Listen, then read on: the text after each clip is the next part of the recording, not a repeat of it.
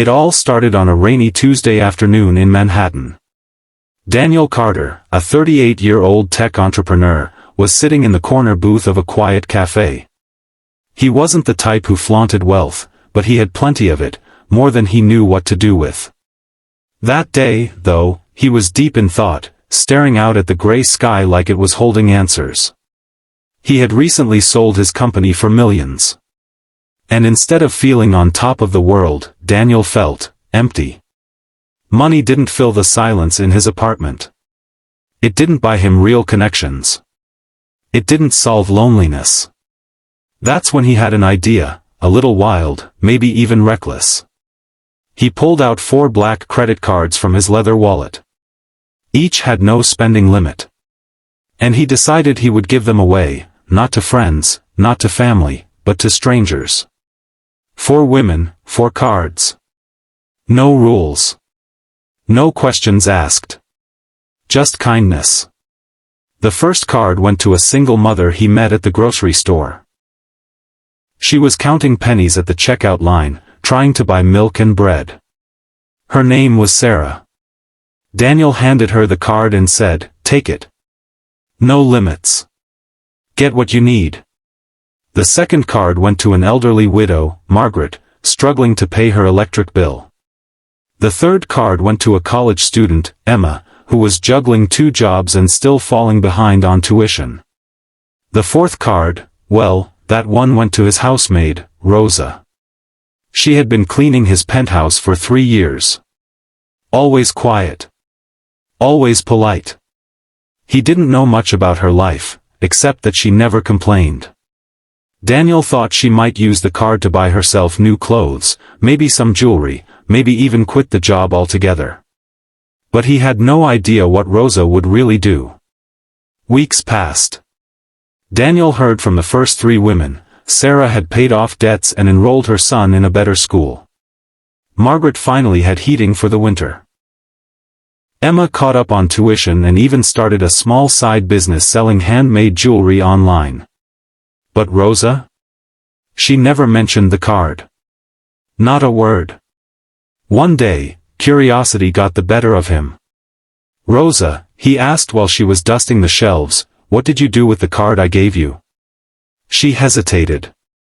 Her eyes softened, and she said quietly, "I didn't spend it on myself." That surprised him. "Then what?" Rosa took a deep breath. "I used it to build a little community center, back in my village in Mexico. For children. A place with books, computers, and food.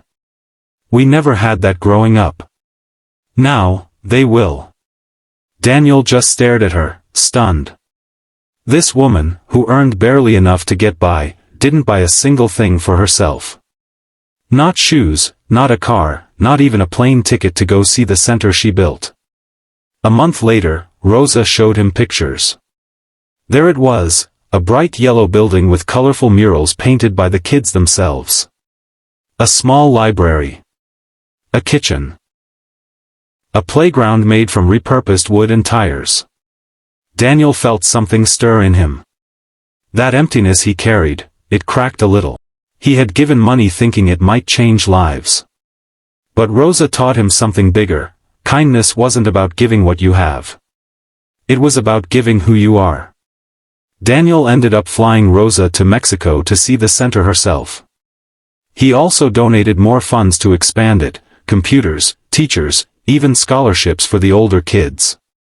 Standing there with Rosa, watching children laugh and play, Daniel realized something. Money could build walls. But kindness? Kindness built bridges. And sometimes, the quietest person in the room, the maid dusting the shelves, was the one carrying the biggest heart. In the end, Daniel didn't just give out cards. He gave out chances. But Rosa? She gave out hope. And that made all the difference. Daniel didn't stop thinking about Rosa's community center for weeks after their trip. Something inside him had changed. For the first time since selling his company, he felt like he had a purpose beyond boardrooms and balance sheets. He began visiting the center every few months, each time bringing something new, a truck filled with books, solar panels to keep the lights on, even a music teacher for the kids who loved to sing. What surprised him most wasn't how fast the center grew but how much joy it brought to the entire village. Parents volunteered to cook meals. Teenagers started teaching younger kids to read. A small soccer league popped up on weekends, with kids running barefoot in the dust, laughing until the sun went down. One afternoon, while Daniel was watching a group of children gather around a donated computer, Rosa came up beside him. She had tears in her eyes but a smile on her face. "You didn't just help me build a center," she said softly. "You helped build dreams." Daniel realized then that kindness had a ripple effect. It didn't stop with one act. It spread, quietly, from one life to another, changing things in ways money alone never could. Soon, the center became a model for other villages. Daniel partnered with charities, bringing more resources, more teachers, more hope. And through it all, Rosa stayed the same, humble, kind, never asking for anything for herself. One evening, as the sun set behind the hills, painting the sky gold and pink, Daniel looked at Rosa and said, "I gave you a card, but you gave me something far greater. You gave me back my heart." She smiled and shook her head. "No, Daniel," she said. "You just finally remembered what it feels like to use it."